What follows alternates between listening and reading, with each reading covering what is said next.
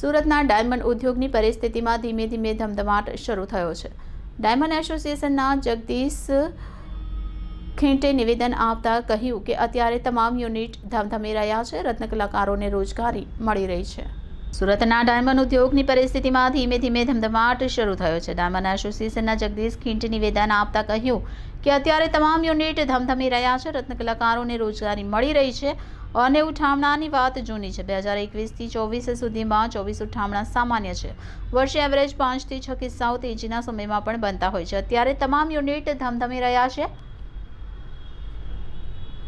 રત્નકલાકારોને રોજગારી મળી રહી છે। સુરતમાં વધારે પતલી સાઇઝના ડાયમંડનું પ્રોડક્શન થાય છે અને તેના પર G7ના દેશોએ પ્રતિબંધ મૂક્યો નથી અને હાલ લેબ ગ્રોન ડાયમંડ આ ઉદ્યોગને ઓક્સિજન પૂરું પાડી રહ્યો છે। દિવાળી બાદ ડાયમંડ ઉદ્યોગની પરિસ્થિતિમાં સુધારો થયો છે। ઉઠમણાની વાત છે તે બહુ જૂની વાત છે। 2021થી 2024 સુધીમાં જે ઉઠમણા થયા છે 24 એટલે બહુ મોટી વાત ન કહેવાય।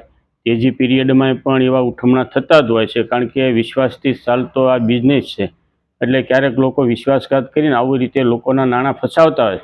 પણ મને એવું લાગે છે કે દિવાળી બાદ એટલે 2025થી વર્ષ એક સ્ટેબલ રહેશે અને અત્યારે જે પોઝિશન ને પરિસ્થિતિ છે તો હાલમાં સ્ટેબલ થઈ રહ્યું છે માર્કેટ અને લોકોને રત્ન કલાકારોને રોજગારી મળી રહી છે।